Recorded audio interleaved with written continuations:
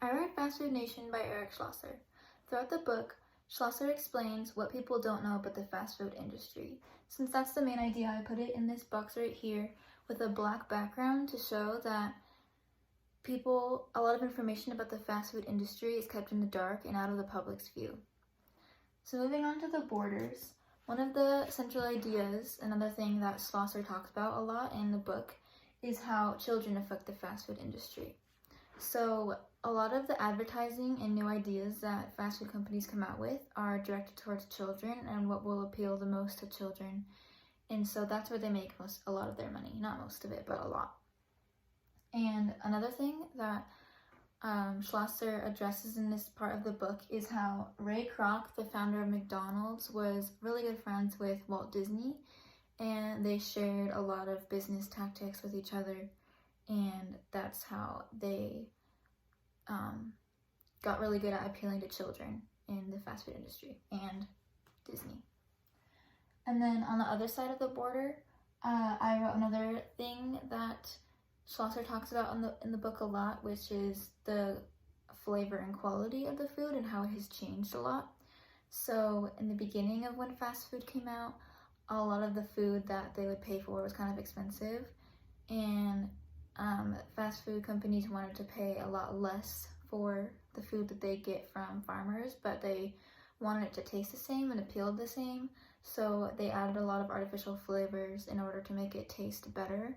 And so that's kind of what I show in this diagram here. Like over time, the food that they buy and the ingredients that they buy has gotten cheaper, but they still have increased customer satisfaction.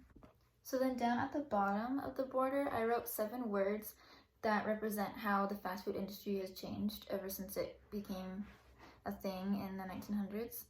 And the 7 words that I wrote were franchise, farming, income, nutrition, appearance, flavor, and convenience.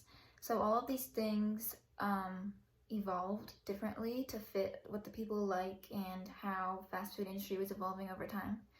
And so the one that I wanted to point out the most was appearance, because that's kind of what I drew this picture based off of, because I drew the title and the author in big fast food signs to show that the appearance of like towns in America has changed ever since we got fast food buildings, because it's just so overwhelming. Like everywhere you look, there's like a fast food place, and it's just a lot different and takes away from the beauty of what it used to look like when there was just no huge signs.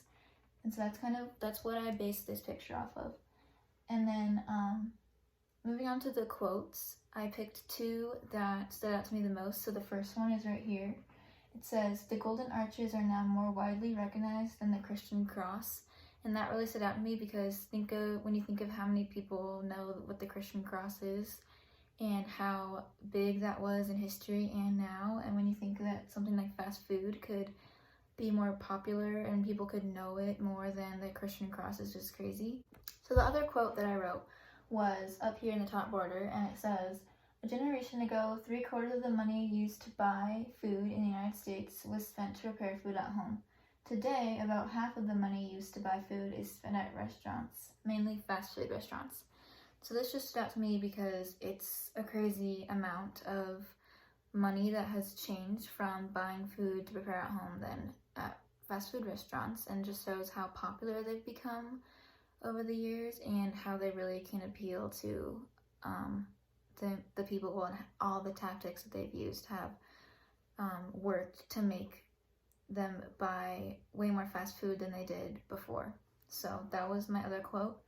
And then lastly, my personal thoughts. First, after I read the book, I did not know that fast food could affect so many things like the economy and political views, because it just seems kind of like a simple thing to me. Well, before, now it doesn't, but before it just kind of was like a restaurant or like something so simple that was just making money and provided jobs.